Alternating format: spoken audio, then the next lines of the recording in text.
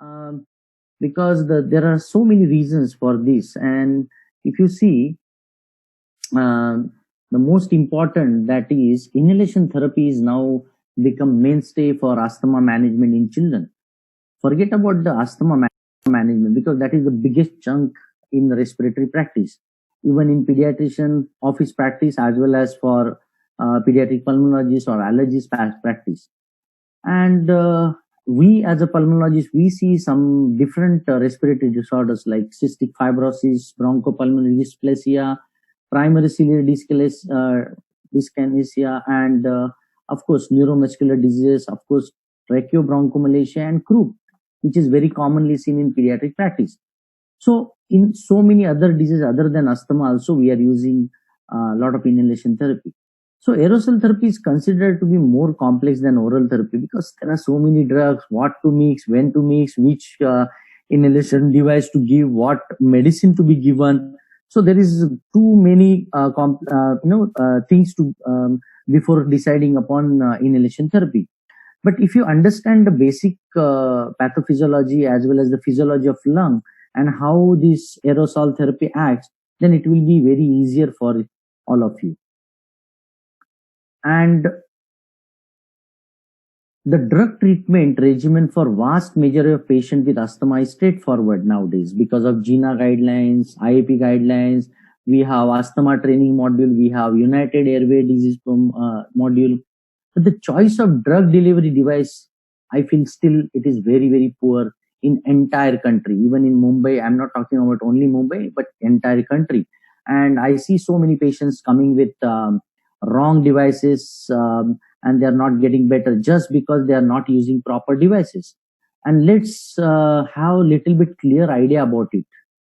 So level of asthma control is still low. The reason being, as I discussed, we know the drug, but we don't know how to put it inside the chest. And so this ability of effective drug therapies depends on the inhaler technology, acceptability of the parents as well as the child, and of course proper choice of the active drug is also important. And this is very, very important to have optimal control in asthma as well as to prevent future asthma attacks. So there are basically 5 thumb rules for ensuring effective inhalation therapy. One is disease. So you should know for which disease you are giving inhalation therapy. Like a bronchiolitis, then you need to give adrenaline or something like hypertonic saline sometimes to try out. If it is drug related, then we should know which drug is available in which formats. There are some solution format that we cannot give to the MDI spacer, then it has to be through the nebulizers. Then devices, we should know about the devices, what are the available choices we have for the patients. And of course the most important is deposition. What is the mechanism of deposition happens per se in a child with using different devices? That is very, very important component to understand. And of course disability of the patient. Suppose child is bedridden, something like, suppose the child is who is having neuromuscular diseases, or something like child who is having a CP child, or something like a child with SME. They are not able to breathe as much as possible through the MDI devices or something like DPI devices. So the choice depends on all these 5 factors. So remember 5 Ds, that is disease, which disease you are using. Suppose you are using for cystic fibrosis, you can use something else. If it is drug related, like what medicine is, suppose you are going to give antibiotic in a cystic fibrosis, the drug treatment is different. If you are going to give solution, then you're in asthma, then your choice of inhalation will be varied, and device, and of course D for deposition and disability. So all these factors are very, very important while thinking about giving aerosol therapy. So if you see the basic aerosol technology, aerosol is nothing but a small uh, cloud of fine particles, and they remain suspended in air for some time, not for more than 10 minutes. But deposition depends in the respiratory tract, depend on the particle size, density, the characteristics, and of course the anatomy of respiratory tract and the breathing pattern of that particular child. Suppose the child having a severe bronchospasm, he won't be able to breathe through and through. So The smaller airways, the more than 14 generation will have too much of bronchial constriction, then your medicine is going not going to reach over there. So ICS particle within the size range of 1 to 3 millimeter would be optimal when inhaled with appropriate flow, volume, breath hold, at least partially. So then only it will reach the all airway generation. So there are basically three mechanisms which plays a very important role in deposition of this aerosol therapy. One is impaction, second is sedimentation and diffusion. So aerosol particle between 1 to 5 micron are referred to as a respiratory particles. So if you see here, the initial large airways, it is because of, as I said, so you have to remember ISD code. So impaction happens in a large airways, and it is with the velocity of the with the velocity with which the child or that particular person who is inhaling. Second thing is ISD, the sedimentation. What happens in sedimentation? Sedimentation is nothing but because of that gravitational forces, there will be deposition of particles in a middle airways, like say sixth generation on second to fourth generation. And the last but not the least is diffusion. And in diffusion, basically happens because of Brownian movements, which happens when these small particles go around and they move around, and then they get deposited in a smallest bronchioles, as well as they reach the alveolus also. So this is the one study done in pharmacological department, and what they have found is, the depending upon the particle size, how this I mean the percentage of dose. Suppose the 1.5 micron, the maximum you can see almost in a periphery almost 31 to 67%. The size of 3 micron will reach again good amount in peripheries, but also in a central and intermediate, and the upper airway, we can say it is oropharynx, which will be little less as compared, which is more as compared to the 1.5 microns. And it will get exhaled. If the smallest particle, they get exhaled also. So it is not only the small particle, but the how you are taking this particular, how you are inhaling this particle, that is very very important, because small particles, they will get exhaled very easily.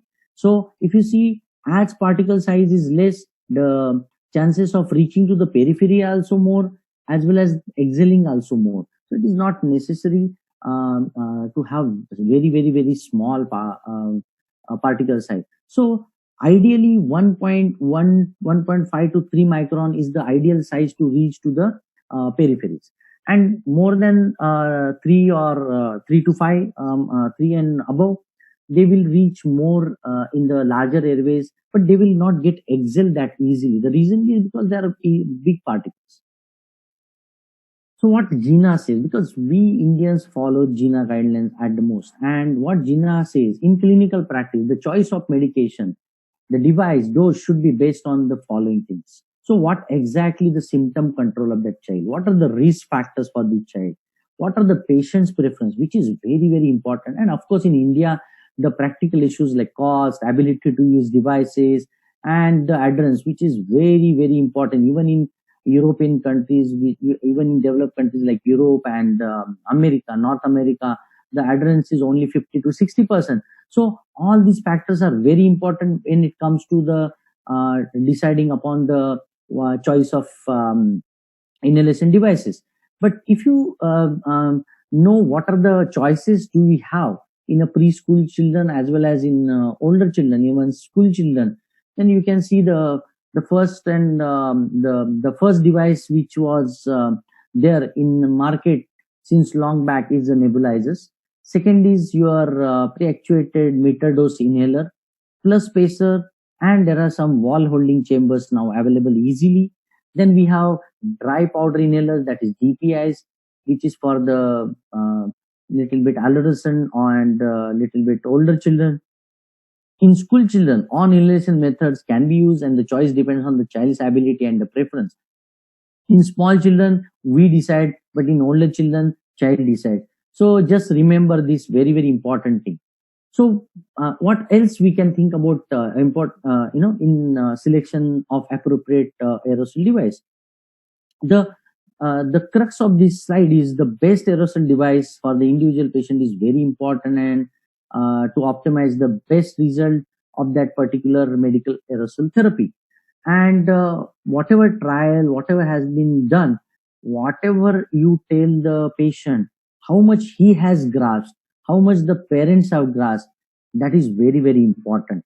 You may be very good in prescribing proper device medication, but if parents, the caregivers, or the child himself has not understood the way we have to give the a particular inhalation if you have not taught them proper inhalation technique, then your whole treatment goes into failure. So the ideal properties for aerosol devices are which can deliver adequate dose of medication to the lungs, which can minimize the oropharyngeal deposition, which can minimize the systemic side effects, and which can match the needs of the patient. It should be very simple for the patient to use, and the most important in Indian perspective, it should be cost effective. So another important factors to be considered: the patient age, what drug you want to administer, and what indication. We will come one by one. So this is the possible algorithm for device selection. If you see the drug available with one type of aerosol generator, it depends. Suppose you have the respiratory solution, and I'll go back to the old slide. The patient age, which is very very important. The child who is less than 4 years, who cannot able to breathe through his mouth, if you are giving wall holding chamber or something like spacer device, in those children less than 4 years, it is most important to have along with this the face mask. So the mask is very very important for the children along when you are prescribing the medication. And what drug to be administered. Suppose you want to give something like in a child, not in a small child, but suppose somebody who is very very bad, like adolescent boy or something, then we need to think about, because their choice most of the time is DPIs, because they don't want to carry the big wall holding chamber or something like transpacer or something like that. So they want something which can be easy, handy. So their choice will be different, and the drug administered is very very important. Some drugs are available in meter dose inhaler format, some drugs are available, but most of the drugs are available in both the format. But if you want to give a solution, then we need to administer through the nebulizer. And the last but not the least, the importance of indication. Indication, if suppose you are going to give it in emergency situation, hypoxic situation, and in that and you want to give continuously in ICU setup, then we need to use nebulizers. Otherwise, you can very well use meter dose inhaler even in mild to moderate type of asthma. So before proceeding to the algorithm, it is very very important what drug you want to, what indication. That's why I took that slide. So suppose the child who is less than 4 years of age, you can either use nebulizer or meter dose inhaler or wall holding chamber. So what is the difference between this meter dose inhaler with VHC as well as just directly using meter dose inhaler? Meter dose inhaler requires your hand coordination as well as your breathing coordination, which is not possible in any age group. So just simply giving canister of pressurized meter dose inhaler is absolute for all age group. You have to give, whether it is child, whether it is adolescent, whether it is adult, whether it is old age. Please do not prescribe just MDI. You have to give it with spacer. If the child is old, you can very well give with DPI, but never give MDI without spacer and wall holding chamber. So what exactly is the difference between spacer and wall holding chamber? It's nothing but this VHC, that is wall holding chamber. They have the wall which is one way, which allows only which opens when you inhale, and when you exhale it gets closed, so that your air doesn't go into the chamber and doesn't mix it, and chances of getting diluted inhalation of that medication in next breathing will be less. And that is the reason we need to use maximum time. We need to use valve holding chamber which has got one way valve, and that is the ideal one. Never use just spacer which is non-transparent. Nowadays it is not at all advocated, and you should never use in any child, because we have beautiful transparent wall holding chambers with one way wall. So it is the prime important not to give MDI without spacer for any age group, but less than 4 years, yes, you have to give it the mask. No mask less than 4 years, then you are going to be in trouble. I mean, this child is not going to improve. So any child less than 4 years with mask. More than 4 to 12 years, either you can, it depends on the how is the understanding of the child. And we need to spend a little bit more time in the children because they can take directly through the mouth. And in that situation, you can give through directly mouth. So whenever they are ready, sometimes I see children with 3.5 years of age also can directly take it from the mouth. As soon as the child, the rule is simple.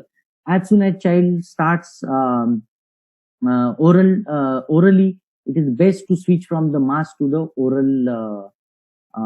oral devices. The reason is when you are holding in your mouth directly, you reduce that leak and all these things. And also the most important thing is when you put it there in mouth,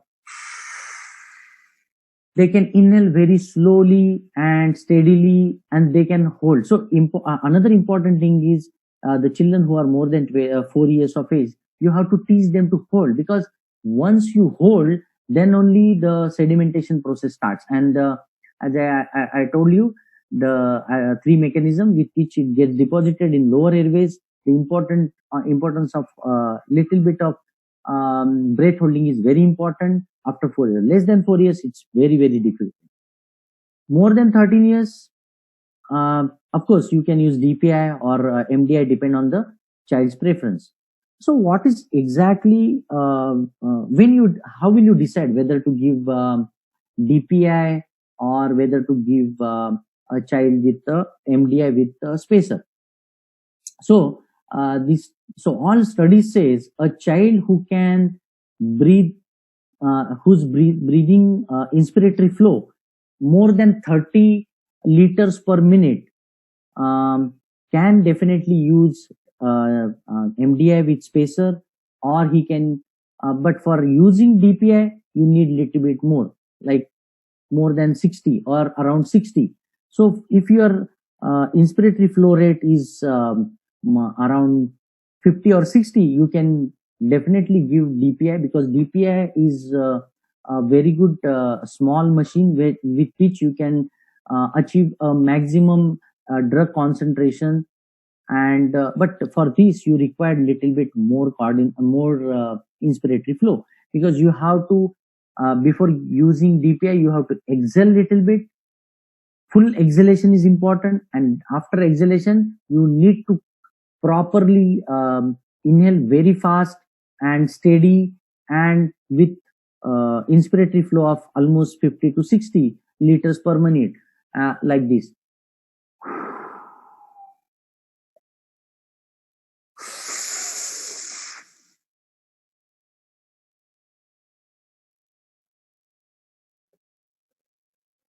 So you have to stop. So breath holding is very important in both the devices.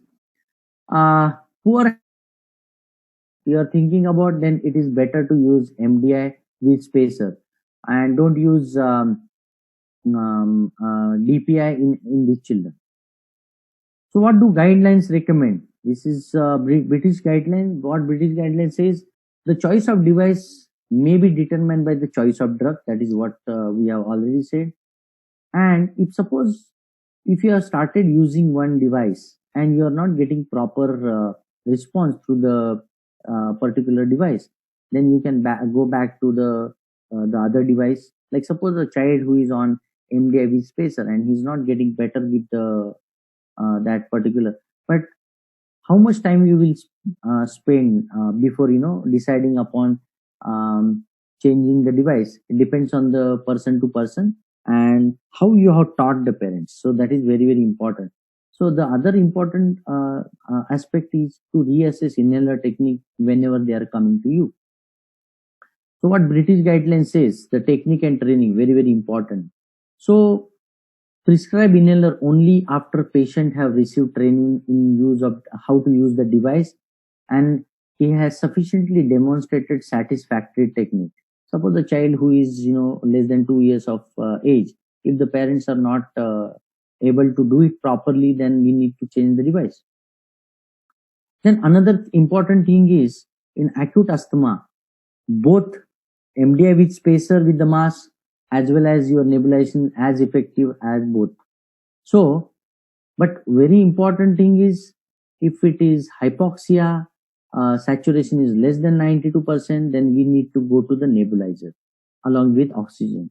So if you are thinking about giving nebulization to any child, it is always to be with oxygen when there is a hypoxia. Without oxygen, if you are giving nebulization for a child, because it takes a little bit more time, like 5-10 minutes. So already the child who is having bronchospasm, he will become a little more hypoxic. And that is the reason if you are using in your OPD also the nebulization practices, you should have little bit of, you should have oxygen cylinder or oxygen facility, even your clinic. Because without oxygen, if you are giving a hypoxic child, it will cause more it will cause reverse bronchospasm. And that is the reason we GINA as well as British Thoracic Society guidelines, NICE guidelines, everybody says MDI with spacer is as effective as any nebulizer. But here I wanted to tell you one thing, because in a stable asthma, because here we are going to give a medicine which is called as corticosteroid. So if you are going to give medication for in acute asthma, both are okay. It depends on the child condition. As a physician, you have to decide upon. But in a stable asthma or a child who is on preventive therapy and in those children, because this ICS basically acts on after 14th generation of respiratory bronchioles and up to the 23 level of respiratory bronchiole. In that situation, if you want to reach up to that level, it is always better to use MDI with spacer, because any child who is agitated is not going to take even your nebulization properly, even though it doesn't require your coordination, because the agitated child might be crying, he must be having too much of other activities, and in that situation the fumes which are coming through the nebulization is not going to go inside.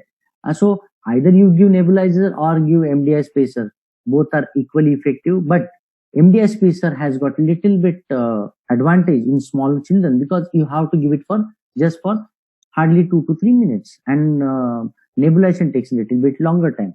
So even in emergency situation, if you want to use MDI with spacer in your clinic practice, because of COVID situation, please keep at least 2 to 3 in your clinic. And once you use it, you can clean it with soap water, dry, and then you can reuse, or you can ask parents to buy new one, because if you want to give it for some longer time, it is better to have their own. And I think it's not that expensive. In COVID era, it is better to have their own. So in, as I said, corticosteroid has to reach up to the from 14th generation until the 23rd generation, or until the alveolus, and that's the reason spacer with MDI is the better, as well as DPI is the better in that situation. But if you want beta agonist in those situations, beta agonist acts basically until 14th generation, because after 14th generation of your respiratory bronchiole, there is no smooth muscle. So our target is up to 14th generation. So in that situation also, if it's a mild to moderate, you can use MDI with spacer. Otherwise, oxygen along with nebulization is the best choice. Again, same thing. If you want to use beta 2 agonist or anything, MDI with spacer is the best with the face mask, less than 4 years of age, as I told you. And always remember, whenever they come to you, always important thing is check inhaler technique.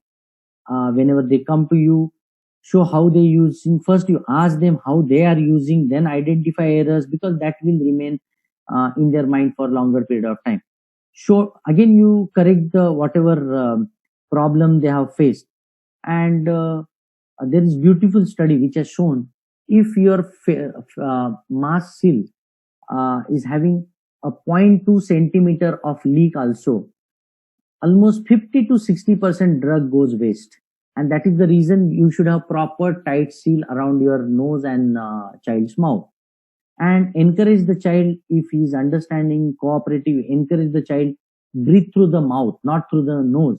And there is a beautiful technique, very very important technique, that instead of, and he can have a normal tidal breathing. If you teach, most of the parents, they teach the child to teach the child like to breathe very fast, but that is wrong technique. If you breathe fast, the medicine is not going to reach to the lowest level. So if you breathe like, your medicine is going to the dead space and it's coming out. So you have to teach the child, even if it is say 1 year or 1.5 year, you have to teach them to breathe slowly and effectively. Like,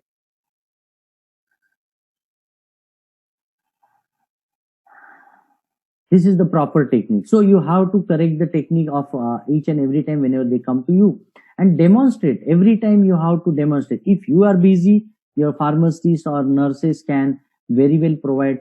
I have a special dedicated person for this, or they can go to I have videos running in my clinic, so they can always check how to give whether they are doing it properly or not.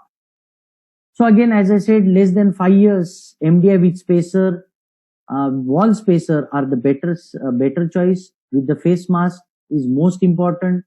And all these studies have been done when they have used the beta agonist. And the important aspect is, there are different spacers. So what spacer is important, what spacer is ideal, and what spacer is not correct. It depends on what you are using in that particular situation.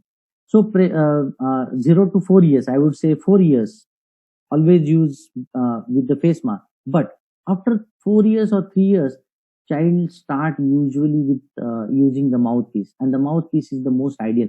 So this switch is very important. Otherwise, most of, chalne do, jo chal raha hai chalne do. So that should not be your attitude when you are treating the patient with this. If you are thinking this child has become smart and definitely he can take through the mouth, please go immediately switch to the, because there are a number of studies showing that whenever you are taking with the mouthpiece, the chances of getting deposited medicine is more. Of course, we have alternate device like nebulization with the face mask. So this is the young girl shows her inhaler technique to the Olympic medalist Jacqueline, because she is known case of asthmatic.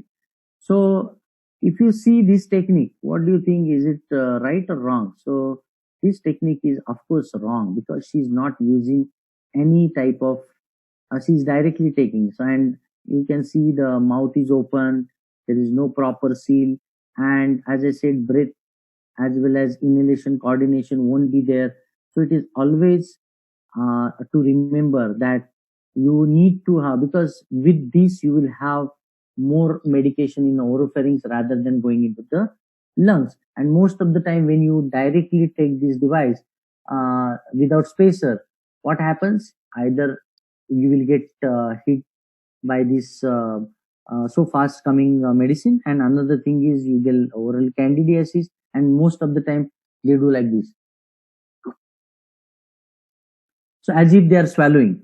Here the most important thing is inhalation, and they swallow most of the patient, almost 80 to 90% of patient, and that's why she's laughing, because this is wrong technique. So what is important is always use spacer, always use spacer. Spacer is the most important thing. So choosing the spacer, there are so many spacer in the market. So what type of spacer, and there are some people, they're using Coca-Cola bottle, plastic bottle, because of lack of, in India, the lack of money, or because it is not easily available in some places. They have done the studies in CMC Vellore. They have used some children, they have used 500 ml Coca-Cola or thumbs up bottle, and they have opened it and they just put one side they have put the MDI, and other side they have put the Coca-Cola bottle open. And what happened? They have seen good result. But of course, if you have, because it hardly costs you anything, it costs you hardly 300, 500 rupees, and it's a one-time investment. You don't have to change periodically every month or something like that. You have to change once in a year or once in a 6 month, depending on how you have used. So size and shape is important. Presence of wall is very, very important in children, because most of the time children will be crying, and they will be breathing out, and sometimes the seal will be not proper. And what happen in this situation? There will be a lot of waste of medicine, and then parents will come to you and, doctor, my child is not getting better at all. What you have given is not working, and their faith on the MDI spacer will be less, and they will go back and start using nebulizers. And what is GINA every guidelines is recommending is better to use MDI with spacer. And of course, all manufacturers are coming with electrostatically charged interferer. So ideal spacer should have, so there are studies which have been done with 150 to 200 ml of volume spacer, as well as 500. But ideal is you can use anything in between 200 to 500 ml of big spacer device also is not good. A small spacer device is also not good. And at time you have to actuate only one MDI through the MDI. We should not, if you have prescribed two. So what happens is parent, they don't shake, they attach, and they immediately press twice. Instead of that, you have to teach them that you have to press once, then let the child take normal tidal breathing for 20 to 30 seconds.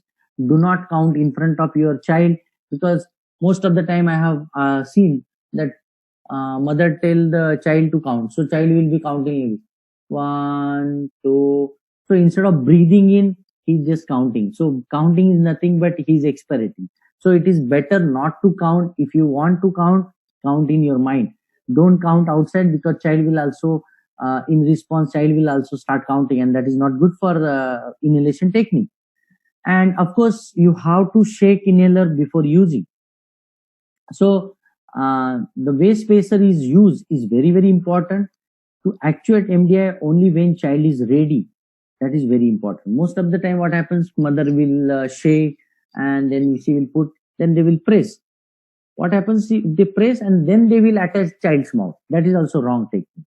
You have to properly fit the mask to the child's mouth, or you have to put it in his mouth, and then you have to press. Most of the time I have seen in my practice, child coming to me or referred patient coming to me, they will press outside, and then they will put the mouth, and then tell the child to breathe, and he will breathe like as if he want to finish some work and go to play. You have to teach the parent as well as child with politely, with nice way, that you have to breathe slowly and steadily. If possible, hold for some time, and then you have to exhale, because holding is again important. As I said, 0.2 centimeter leak also is very significant, because it causes almost 40 to almost 60 to 70% of wastage of drug. And wall is very, very important. But there are some devices in market. I don't want to name the devices. What happens if you hold like this?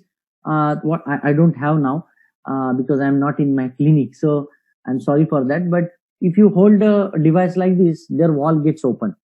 And what happens if wall is open? If you press medicine from here, whole medicine comes out.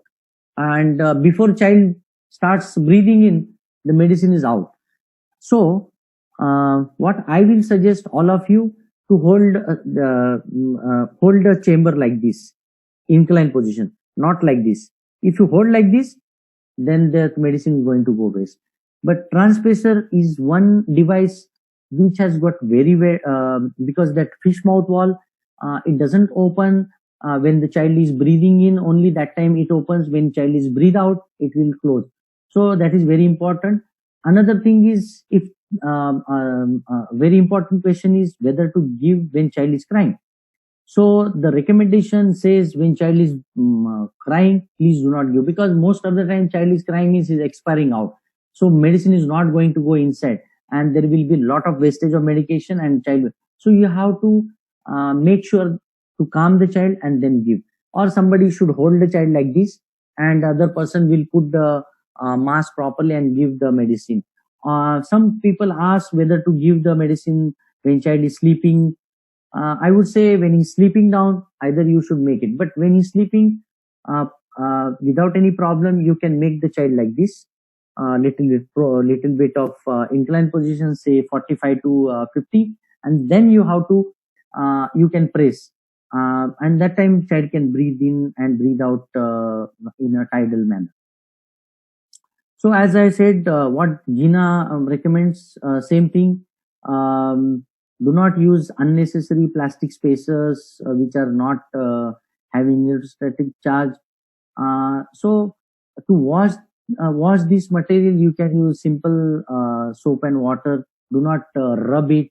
Just clean it with soft hand, and then you have to again clean it with normal water, and you have to air dry it. And that can take little bit of time, like 10 to 15 minutes. But nowadays we have, as I said, spacer made of anti. You don't have to clean every time. You can clean, say once in a 7 days if you are using at home. So if your child is not using spacer or wall holding chamber, then the only option we have is nebulizers. So nebulizers are used to have deliver beta 2 agonists more than ICS. So as I said, advantages and disadvantages are same, but spacer with inhaler, wall holding chamber with inhaler are the best treatment modality for any asthmatic child who are on preventive therapy, as well as in acute condition also. So is there any role of nebulizers for asthmatic children? Yes, before spacer devices available, nebulizers were the only devices which was available. And uh, practical experience says that almost 99% patients in India, uh, those who are having asthma or some other disease, even though they don't have, they have nebulizers at home. Nowadays, at least in urban population, they have our nebulizers at home. But mind it, nebulizers are power supply driven. They are little bit expensive, noisy, and needs more time to deliver the medication. And that is the biggest disadvantage for this. And at the same time, we feel that it is not because of we feel comfortable while giving this. But think about at night 2 o'clock situation. Child is child is sitting in mother's lap, and mother is giving like this. She is sleepy. Half of the time medication is going like this. Half, so it is better if child is sleeping, keep the child inclined position, press. That is the best thing we can give. So what are the nebulizers available? There are jet nebulizers, ultrasonic, mesh nebulizer, and there are some smart nebulizers available in market nowadays. Jet is oldest and widely used. The most important thing is you need 6 to 8 liter per minute of proper flow. Whenever you are using in your clinic or hospital, the recommendation is to use oxygen along with this. Without oxygen, giving nebulization is not good idea until and unless you are giving for some other purpose. Since O2 can be delivered through this, and sometimes continuous medication if you are treating in ICU setup. The only advantage is excuse me. Only advantage is tidal breathing is required. So you can use in all ages as well as in all diseases and with different severities. But it's expensive, as I already said to you. But if you see the maximum study, what they say, both inhalation technique having nebulizer as well as those who are using with the MDI with spacer are as equal as both. what are the in COVID situation? Should we use nebulization or not? So if you see the guidelines, what guidelines says, the CDC guidelines says if child is known asthmatic and you have not suspecting about the COVID-19, then you can definitely use nebulizer in your clinic or in a hospital. But NICE guideline says total different. They tell the patient they can continue use their nebulizer at home, but not in hospital, because what study says is nebulization usually contains that fluid, and because of that fluid, that fumes and the mist of medicine is around. It is not the virus through the child's breathing. But mind it, children who are crying along with this nebulizer can cause little bit of aerosol generation, and that is the reason it is not advocated to use in your busy OPD or OPD where there are other people around. So what British guidelines says again, the droplet from the machine are less, but nebulization is um, not considered as viral aerosol generating. So what is the best thing you can do? So if you're not suspecting COVID-19, you can use at home. But suppose you are in hospital, the use of nebulization can be done by maintaining proper social distancing, undertaking extra precautions such as nebulization hygiene is very important. Suppose you are using only one single nebulizer in your clinic, are you going to change the tubings every time? If that is okay, then you can definitely give, but you should have um, a proper dedicated area for your nebulization per se. And the some guidelines says better to have negative pressure room and all those things. So how will you prepare a negative pressure room? So to have negative pressure room, it's better to give wherever there is a window available. So you make small a proper room, a small chamber for this, but the chamber should be isolated one. There should be exhaust fan, or either there should be HEPA filter running inside, and there should be a continuous air exchange or air circulation happens. So that is very very important. And suppose you are in a hospital setup, suppose you are going to give in an ICU setup, then you should have dedicated chamber, separate chamber. Some hospitals, what they are doing, one some physician, they are, what they are doing is what whenever they are receiving this type of patient, um, what they do is they keep this patient and the nebulization machine for that particular patient, dedicated nebulization machine in that particular room. And what they have done is they have kept one complete healthcare worker dedicated for this purpose only, who will have proper PPA kit available like eye protection, gloves, gown. They will have N95 mask, and he will be giving only a nebulization nebulizers to all the children. The other good thing what we can do is admit the child in a separate room where oxygen facilities available, and tell the parents or mother to give nebulization in that particular room with windows open, with good ventilation, and tell parents to continue the nebulization like 4 hourly, 6 hourly, whatever you are want to give to the child when his child is admitted. So that way your SW, I mean your healthcare worker will also get protected, because you're telling the parents or the child himself or child herself to give herself if it is in ICU setup. So this is the middle pathway what we can do. And this is very very important. Patient need not be transferred to higher level care solely for the purpose of providing nebulizer treatment, because as I told you, keep separate room, uh, set up the nebulizer in that particular room with oxygen, teach the parent how to connect it, and you can give the medication. So nurse has to come every 6 hourly or every 4 hourly whenever she want to give. She will teach the parent that put it this, give it for 5 to 10 minutes. Once you finish, close this, open the windows, and then you can enter into that particular room. So, friends, you can use nebulizer as I said, but with caution. In older children, inhalation, because nowadays we have wall holding chamber, as well as we have MDI with spacer, it is better to use rather than say sorry later on, to use MDI each and every patient whenever possible. It's very less expensive as compared to olden days. Lung deposition depends on the inhalation device, how you are breathing. So mouth breathing when you are giving MDI with spacer is very very important rather than nose breathing.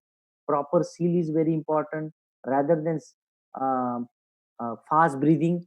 A single deep inhalation is more effective for deposition. Coordination with MDI is very important. Training in inhaler technique is such an important phenomena that if your training is poor, your whole treatment in asthma management per se is going to go zero.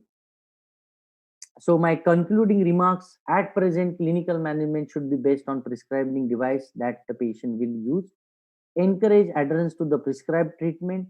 The choice of device should be based on willingness of patient to comply under all conditions. Proper education of the child and family by appropriately trained professional is very very essential. The optimal delivery device is one a given patient can and will use forever. Thank you very much.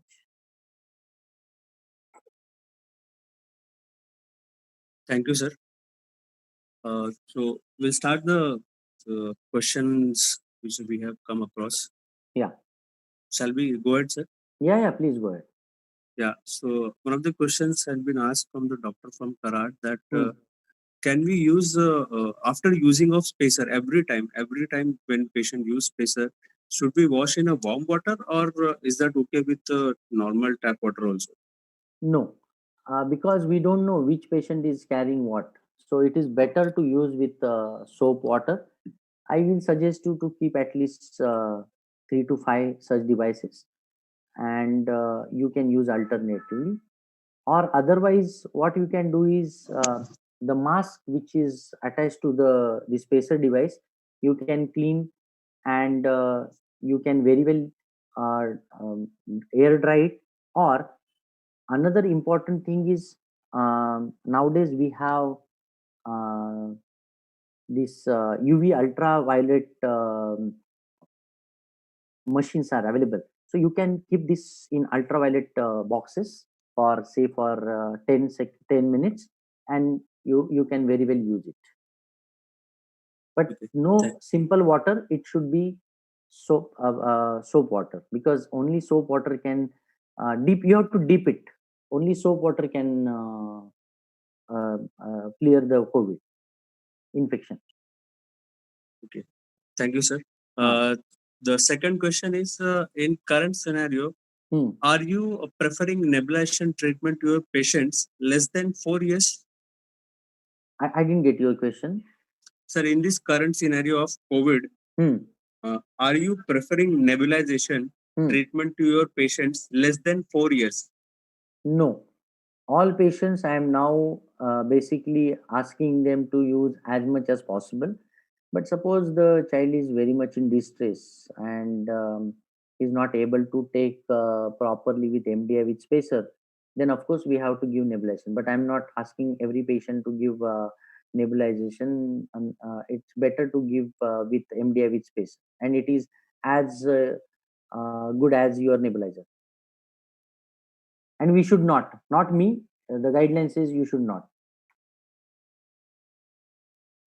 So the question is from Dr. Pankaj Nandlal Tardeja from Abu Dhabi, UAE. Doctor is asking role of handheld nebulization machines. Yeah, that's what I said. These are new devices which are available. There are some devices, not in India at least, but there are smart nebulizers.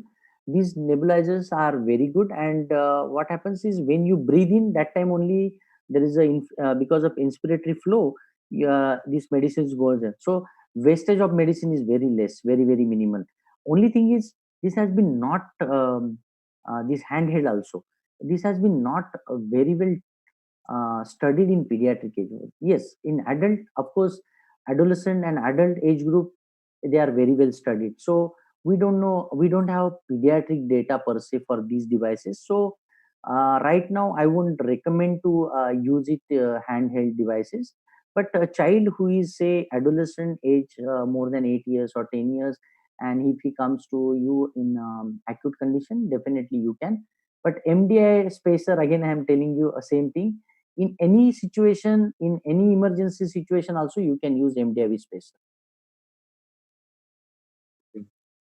There are other questions also from Dr. Pankaj Tardeja. Yeah. Why not to use face mask for 8 to 10-year-old patients? Yeah, it's simple because once you are able to, because face mask most of the time there is some amount of leak 100%. When you are using through the mouth, so the amount of dead space goes down.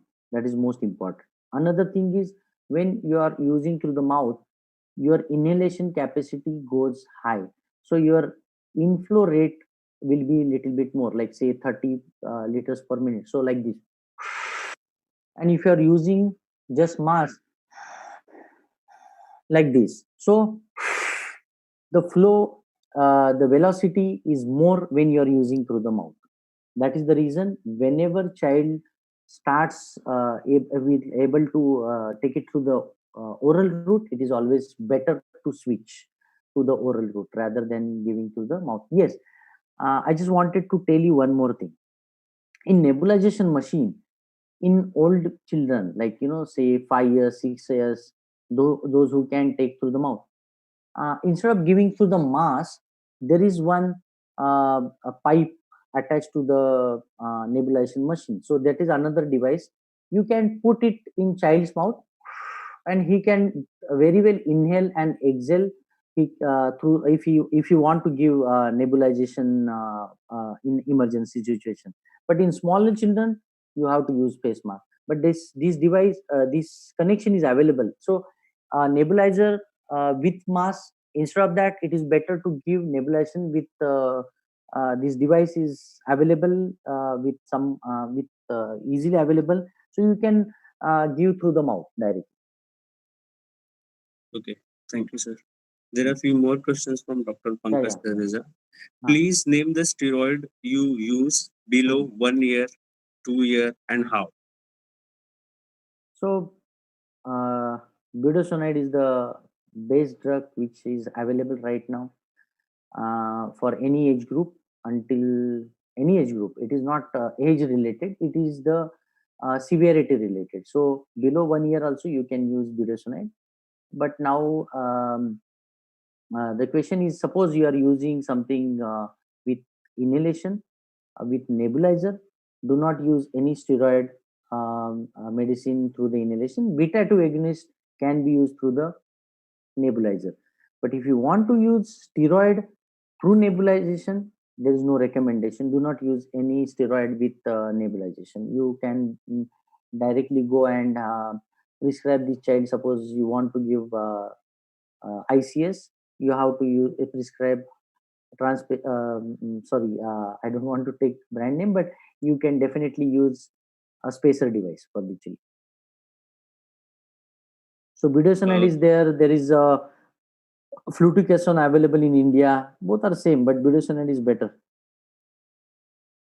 Okay, thank you, sir. One more question is from Dr. Pankaj. How to manage exercise-induced asthma? So exercise-induced asthma, you need to first check what exactly is whether it is exercise-induced asthma or whether it is exercise-induced vocal cord palsy. That is very important in adolescent age group. It is very, very common. In smaller age group, if suppose you are just having exercise-induced asthma, you can very well use beta 2 agonist prior to half an hour or 20 to half an hour, 30 minutes prior to exercise. Suppose even the smallest amount of exercise induced asthma is there, then you need to continue with your ICS. So use SABA whenever child is or that person is going to go for exercise. Half an hour, 20 to half an hour prior to exercise, like for swimming or something like that. Swimming or running, you better use beta 2 agonist, short acting. Okay. There is another question. How to give nebulization in OPD in COVID-19 with distortion in busy OPD? No, that is difficult actually. So your OPD is busy and you don't have dedicated area. You cannot allot. You require a small chamber. This telephone booths available previously in nowadays they are not available, but still in European countries and in North American countries, you see a small telephone booth like thing. So you can have that much area of dedicated area for nebulization. This is again Indian jugaad. I'm not giving you. If you have big room, it is well and good. And only thing is that area should be isolated from this your busy OPD. Another thing is that should have big exhaust fan, which will have lot of air exchanges. And the most important thing is, as I told you, if a child is big, I mean the child is more than 5 or 6 years youth, 6 years of age, just remove the mask and directly put it in his mouth. But it's little bit difficult for a child to accept that. But you can directly remove the mask and put that chamber and that film which is coming na, directly you can put it in child mouth and tell him to breathe like this. So this is one simple solution I can give it to you. And keep a dedicated area with lot of air exchanges. Otherwise, please use spacer. Okay. The next question is, for how long do you prefer MDI plus spacer therapy in the management of asthma? So it depends on which condition. Suppose you are on preventive therapy, you need to give. Suppose it is under 5 V's, you first try to find out whether this V's is. So you have to give trial of 3 months. Suppose the child gets better, then you can slowly you can come down and stop medication by 6 months of age. Suppose the child is not getting better with your ICS or SABA intermittent therapy also. In that situation, you have to take help of pediatric pulmonologist, because there are some conditions where there is that is called as asthma mimics. But yes, of course, if you are giving for prolonged period of time, minimum 3 months of age in less than 5 years. More than 5 years, you are diagnosed with asthma, then you need to give it for at least for 1 year, and after 1 year, depend on the control of asthma, like partial control, poorly control, or well control. It depends on that. Suppose it's a well control for prolonged period of time, then after 1 year, usually you can taper down and you can stop the medication. Sir, one more question. What medication do you prefer in the management of acute asthma? So in acute asthma, suppose the child has come to you with there is asthma severity index score is available online. And so it's very easy. You can just stick it in your OPD. Suppose patient comes with mild to moderate asthma. I mean, he is able to speak in sentences. His saturation is above 92%. Um, and there is no silent chase, no cyanosis, and all these features. So what recommendation says is, you give 6 to 12 puffs of SABA every 20 minutes with the MDI with spacer. That is the best treatment, because 6 puffs is equal to 2.5 milligram of your Astellin solution, or asthma or Astellin medication, or Astellin Respil. So you give it for say for 6 puffs, less than 6 years, more than 6 years, you can give 12 puffs. So you can give like 20 minutes for 3 doses. After 23 doses, you can assess the child. If is along with that, if it is in moderate stage, non-asthmatic, please give oral steroid immediately. If it is mild, see after response after 1 hour. If it is better, continue with your SABA 1 hourly or 2 hourly, depend on the situation. If it is improved, make it to 4 hourly, then make it 6 hourly, then 8 hourly, then you can stop. But now the GINA guideline says that the only SABA is not good for enough for more than 6 years and above. A single attack of moderate to severe, you have to give SABA always in associate with ICS. So in those patients, the choice of medication is SABA in acute along with oral steroid, and start child on ICS, that is low dose of ICS, that is budesonide or depend on fluticasone, whatever availability, but budesonide is very well available. So you can use it for 1 month or 2 weeks. So now only SABA treatment is not recommended for any age, and a child who is known case of asthmatic, or child who is more than 6 years coming first time. Also for acute severe attack, please give ICS with ICS through the MDI with space. That is what is the recommendation. The reason is, if you use recurrent SABA only, then the child will have future severe attacks in future. That is the reason ICS with LABA. So like that, first give 20 minutes if moderately severe. If mild severity is there, then you can give 1 hourly. Then after 3 hours, you check the child. If it's better, you make it 2 hourly or 4 hourly, like how you give nebulization in hospital. So you don't have to admit the children. You can just observe your OPD for 6 to 8 hours. Child is better with that. So rescue oral steroid is important if known case of that. Thank you, sir. One last question is there, sir. Mhm. Do you recommend patient to take nebulization therapy at home? I don't recommend until unless a child who is see, the only recommendation for nebulization at home is, suppose the child's coordination, or he's not able to tolerate or not able to take it properly. The another, but for that you have to counsel parent and the child very well, and you have to find out the middle solution. That is one important. Second, the medicine all which are available in nebulization are available in a form of MDI with spacer. So that is another thing. So it is advocated to use MDI spacer because it takes only hardly 2 to 3 minutes. So chances of hypoxia are less.